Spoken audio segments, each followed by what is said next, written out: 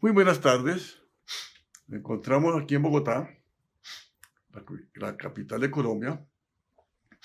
La charla de hoy tiene que ver con las guerras informáticas contra el presidente candidato Gustavo Petro, Urrego, de Colombia.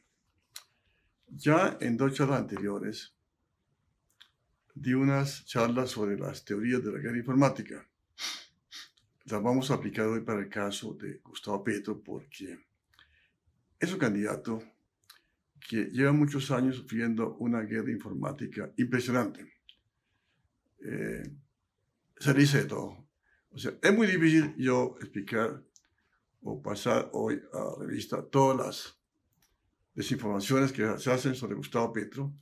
Me voy a referir a una, dando curso a lo que se llama la teoría de la guerra informática. En primer lugar, de acuerdo a esas teorías, lo que hay que hacer es crear un malo. Es el paso inicial, y en este caso el malo es Gustavo Petro. Es el hombre que se le acusa de todo, mientras su rival hoy en este momento, el señor Federico Gutiérrez u otros, son los buenos, son los que van a salvar al país de este hombre tan malo que es Gustavo Petro, que es un guerrillero, se dice que es un guerrillero, comunista, expropiador, narcotraficante, criminal, agresor, populista, polarizador. ¿Qué no se le dice a Gustavo Petro? Ese es el primer punto. Entonces, el primer punto. Ya se creó entonces de más de que Gustavo Petro es un enemigo. Aquí hay que derrotar. El segundo punto que se ha dicho últimamente es que él se va a robar las pensiones de los colombianos para despilfarrarlas en el gobierno. Eso no es cierto, por supuesto. Es lo que propuso, una cosa muy simple, una modificación del sistema de pensiones actual. Y además propuso una propuesta que es la que hoy existe en Uruguay, que lo que llaman los pilares. O sea, ¿qué quiere decir pilares? Aquí es que se crea un sistema en que, digamos, los primeros 4 salarios mínimos, o las personas que ganan 4 salarios mínimos, hasta 4 salarios mínimos, se pasarían a Colpensiones. Los que están, pues siguen, y los que están en los fondos de pensiones se trasladarían a Colpensiones. Y el resto seguiría en los fondos privados, es decir, los que pasan de más de 5 salarios mínimos estarían en los fondos privados. Pero las personas que ganan 8 salarios mínimos, por ejemplo, los primeros 4 salarios mínimos los aportan a Colpensiones y los siguientes los aportan a los fondos privados. Eso no tiene un misterio, eso no es robarse las pensiones, como se dice, ¿no? Miren, y en este cuento entró un señor terrible en Colombia, que se llama el señor César Gaviria, el neoliberal, el que impuso el liberalismo en 1931, el que acabó con la industria colombiana, el que acabó con el campo. ¿Qué no acabó el señor? Privatizador. Creó ese sistema de salud para favorecer a los sectores privados. ¿Qué no dice el señor? Y ese se atreve a acusar a Petro que dijo eso. Mire, eso es un expresidente que diga eso. Es el colmo. Todo para justificar su alianza con el candidato del uribismo, de la extrema derecha, el señor Federico Gutiérrez. Entonces, lo primero que hay que, la desinformación que se produce, ¿no? Entonces, claro, eso es para asustar a la gente. Porque parte de la teoría de guerra informática es ir a la emoción de la gente. O sea, ir no a la razón, sino a la emoción. Es decir, mire, el señor se va a robar las pensiones. Claro, entonces, la gente dice, no, pero ¿cómo? No podemos permitir que Petro se robe nuestras pensiones para que... Imagínate esa cosa, pues nunca lo he dicho. Ni nadie en el mundo diría esa cosa. Es que nadie, no hay ningún país, nadie que diga eso, pues es absurdo. Entonces, eso es uno de los puntos que desinforma principalmente. Y en eso, pues, están los fondos privados, esos fondos, y el señor dueño de los fondos privados, el señor Luis Carlos Sarmiento en el tiempo. Bueno, entonces, eso es lo que una desinformación. Tercero, que Petro va a expropiar a todo el mundo, que se va a quitar las casas de la gente, que va a quitar la finca. Eso es todo propósito. Él nunca ha dicho eso. Nunca, nunca. Él es una canuna totalmente. Además, hay una confusión con la palabra expropiar. Expropiar, además, existe en la Constitución política. En el artículo 58 de la Constitución se dice se puede expropiar por razones de utilidad pública, por razones ambientales, pero se indemniza. Es que mire, además la expropiación se hace todos los días en Colombia. Cuando construyen una carretera hay que tomarse la tierra por donde pasa la carretera, o sea, comprar los predios a los que, donde pasa la carretera, y a la gente les expropian, no, si lo primero le dice, los compramos. Si la gente no quiere venderlos, pues el Estado tiene el derecho de expropiarlos, es decir, tomárselos, pero indemnizando con todo un proceso judicial legal. Eso no se puede hacer porque sí. Entonces, eso, además, nunca lo ha dicho eso él. Nunca ha dicho esa cosa, Petro. Que una vez dijo que había que democratizar la propiedad. Sí, claro, la propiedad hay que democratizarla. En Colombia está muy concentrada, pero para eso no se quiere, no se trata de expropiar. Por eso se trata es que darle la propiedad a la gente que pueda comprar vivienda, que pueda ser accionista de la empresa. Eso se llama democratizar. Porque hoy la propiedad está concentrada totalmente. El sector financiero, el sector industrial, el 95% está prácticamente concentrado en 1% de la propiedad accionaria. Entonces, eso es otra calumnia mentirosa que se le echa a Petro, ¿no? Otra, entonces, relacionado con eso, dice a la gente, nos toca irnos del país, porque eso nos van a expropiar, nos van a quitar todo. A mí me da risa, ¿no? Porque esos quieren salir del país, pues los que tendrán plata, y los que tienen plata, que son millonarios, son súper minoría, ¿no? El 99% de la gente es pobre o de ingresos muy medio, ¿no? Entonces, el 1% o el 0.1%, o no menos, el 0.01% de los súper ricos, pues se van a Colombia. Bueno, primero ya tienen muchas de sus propiedades por fuera, porque no digo mentira. Y segundo, si se hallan todo, bueno, tienen que pagar impuestos afuera, ¿no? Allá pagan impuestos más altos que aquí en Colombia, ¿no? Impuestos de Europa es mucho más alto que Colombia. Y los impuestos a las utilidades allá puede que no sean tan altas, pero las deben pagar. Aquí no pagan impuestos. Realmente, los estudios que han hecho muestran que realmente una cosa es la tasa formal de impuestos y otro la realidad. Y la realidad es mucho más baja lo que pagan, ¿no es cierto? Entonces, eso es otra idea, ¿no? Que es populista. Además, se está creando una imagen que con la palabra populista detrás es un tipo irresponsable, es un tipo que hace promesas que no se pueden cumplir, se va a acabar el Estado, va a llevar a la ruina del Estado. Primero, populista, yo por lo menos lo veo como una cosa grave. Decir populista de izquierda, no, pues si estamos con la gente del pueblo, a mí que venga populista, eso no me importa, ¿no? Pero además, él no es populista, él no está proponiendo propuestas lógicas, locas. Nada, él está proponiendo una reforma tributaria que es más que normal, que hay que cuidar de acuerdo con los ingresos, tanto en la ciudad como en el campo, que se hagan impuesto predial, pero para eso hay que hacer una actualización del catastro. Es normal, no tiene nada del otro mundo de hacer eso, que hay que llevar la cobertura de educación mayor, más que lo que hay en el país actualmente, y hacer la educación gratuita. Eso no tiene nada de populista. Eso existe en toda Europa, en muchas partes del mundo, en Argentina. La educación es gratuita, amplia. Entonces, ¿eso qué es populismo? Bueno, sí es populismo, bueno, está bien, es populismo, pero se trata de iniciar realmente a la gente, a la mayoría del pueblo, que va a hacer propuestas como emisión monetaria para el gobierno o peso para el gobierno. Eso es normal, eso se da en todas partes.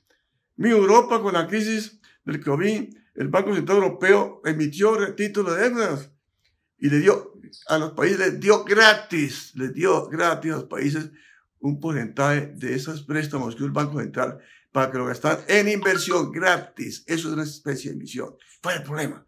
Y el resto se los prestó a los gobiernos. ¿Cuál es el problema? Eso se puede hacer. No tiene ningún problema.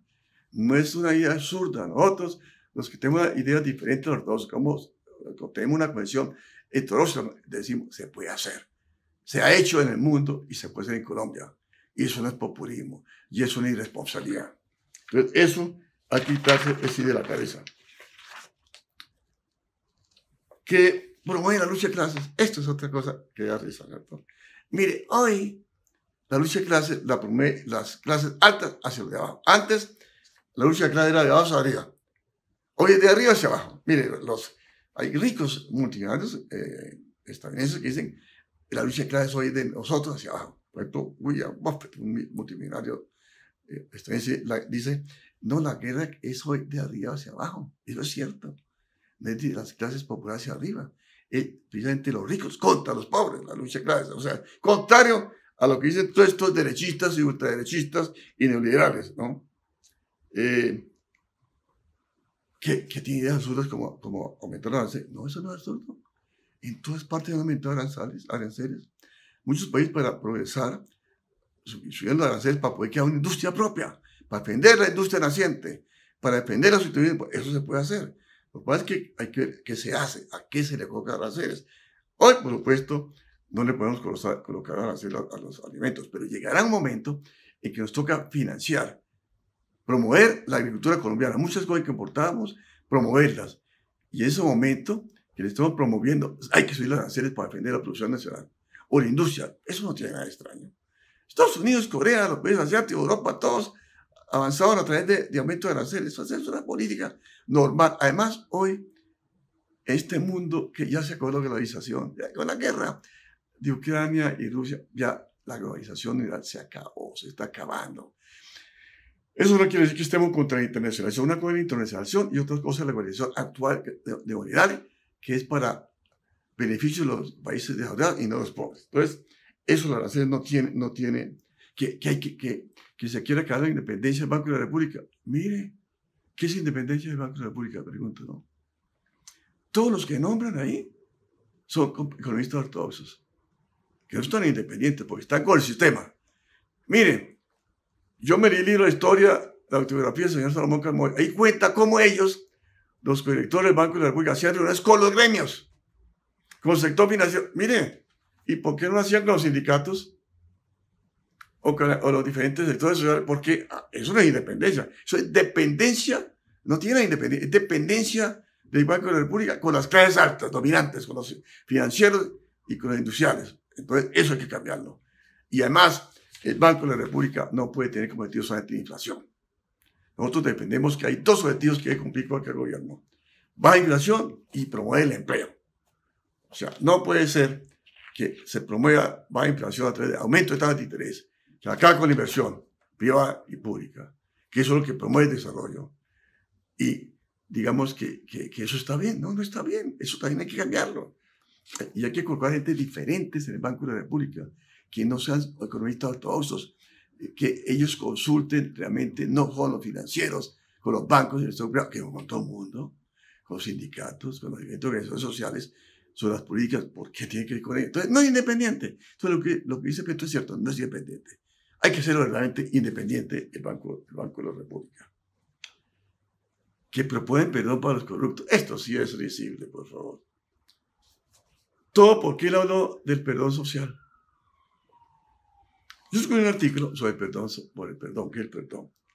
O sea, el perdón realmente no implica rebaja de pena ni nada. Hay dos tipos de perdón. El perdón puro, en que la víctima perdona al victimario sin que el victimario le solicite perdón y sin ninguna contraprestación, ¿sí? Porque el víctima quiere perdonar. Es el perdón, digamos, puro, que lo defiende el filósofo Jacques Derrida. Y el otro que es el perdón impuro, en que se quiere que el victimario pida perdón y tiene que someterse a verdad, a reparación y a reconciliación. Eso se llama el perdón impuro. En un caso impide rebaja de penas y también lo estigmatizaron, lo desinformaron. O sea, son falsas noticias, ¿no? Que no. Y además, ¿qué hacen también? De otra parte de la guerra informática, es que utilizan siempre expertos intelectuales para atacar al que es el malo, ¿no? Entonces, aparecen a presa los grandes expertos para decir, mire Petro, lo bruto que es, lo malo que es, cómo quiere robar a nosotros, cómo quiere robarse las pensiones, cómo quiere expropiarnos, mire cómo le quiere rebajar las condenas a los corruptos, a los parlamentarios, a los narcotraficantes. Mire, está haciendo un pacto con la picota. Mire, hubo un candidato presidencial y uno de su equipo que hasta te iban a decir que eso, lo que está haciendo Petro, o buscando un pacto con la picota, mire, qué calumnias mire, eso es tremendo, doloroso. Están siguiendo las mismas calumnias de la extrema derecha y el equipo de la campaña de Federico Gutiérrez. Mire, hacia dónde va a veces el odio personal, ¿no? Entonces es otra desinformación también. Que fue el instigador de las protestas de 2019 y 2021, por favor.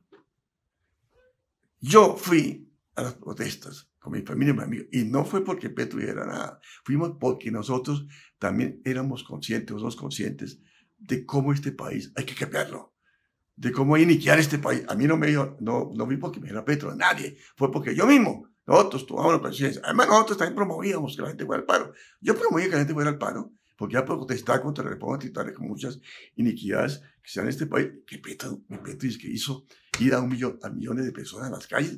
Absurdo. Yo nunca leí que Petro diga, hay que salir a la calle. Nunca. A que entonces él fue el actor de las protestas y los desmanes, y que la primera línea es terrorista. Es otra calumnia. Como a unos jóvenes, entonces ahora todos son terroristas. Los jóvenes, según el sistema, según el señor ministro de Defensa, según los militares, según Iván Duque y según la gente de la derecha y la extrema derecha, y de ciertas pseudoizquierdas, y cierta gente que se dice progresista, pero en palabras, pues en la realidad no, también estaban diciendo que miren las protestas de la primera línea. Sí, hubo algunos que cometieron desmanes, no necesariamente de la primera línea, sino muchos infiltrados. ¿De qué es esto? Hay infiltrados. Parte de la guerra informática. Infiltrarse en las administraciones para hacer protestas vandálicas, por ejemplo, disparar a la policía o robar almacenes. Eso es parte de la estrategia de la extrema derecha y los organismos de inteligencia del Estado que hacen eso y le echan la culpa a Gustavo Petro. Es otra calumnia que no tiene nombre. O sea, y ahora los estudiantes son terroristas, ¿no? O sea, si marchan eso, cuando van a marchar, mire, eso del espectáculo de la fuerza del Estado represiva, eso comienza a informar que están preparados para cualquier protesta vandálica, no sé qué, creándole miedo a la gente, ¿no? Entonces, estas, digamos, son algunas de las desinformaciones que he querido mencionar, que se hacen sobre el senador Gustavo Petro, candidato presidencial, por el sistema que tiene miedo, es la verdad. Este sistema no acepta nada. No quiere aceptar cambio. Mire, es un país, Colombia es un país hermoso. Un paisaje lindo. Unas regiones hermosas.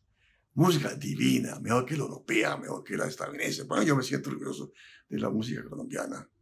A mí no me interesa el rock ni la música electrónica de los países de Europa y decadentes como Estados Unidos. Un país con comida rica, diversa por todos lados, ¿no? Gente muy diversa, ¿no? Una diversidad impresionante, o sea, es hermoso. Unas mujeres hermosas. Las mujeres colombianas son las más bonitas del mundo. ¿Sí? Pero, por favor, tenemos una oligarquía terrible. Tenemos desigualdades que da miedo.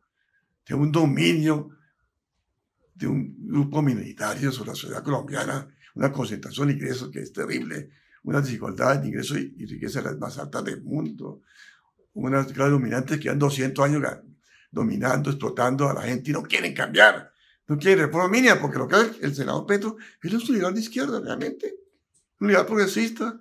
Él tiene las ideas de Alfonso López Pumarejo, de Gaitán, de Uribe, él no es ni izquierda ni nada. Y sus reformas, su plan es un plan reformista. Miren, ni siquiera es tan radical como la socialdemocracia y los países socialistas después de la Segunda Guerra Mundial, que plantearon países, gobiernos con planificación, con estatización, asociación de empresas de bienes públicos. El candidato Petro no propone nada de eso. O sea, realmente yo diría que es un socialdemócrata de la Segunda Guerra Mundial, ligero, light, como dicen en inglés. No es un reformista, pero es que aquí en Colombia producir los cambios más mínimos lo tratan a uno de izquierdista, de guerrillero, de comunista, de todo. Entonces, esto es lo que quería decirle a ustedes hoy sobre las desinformaciones con respecto a la campaña del senador Petro. Son muchas, yo dije algunas las más importantes, porque son cantidades, ¿no? Y todos los días utilizan, como dice la teoría de la información, siempre utilizan los medios y a ciertos periodistas que les paga y se les subsidia para que hablen en contra de lo que quiere el sistema. Muchas gracias.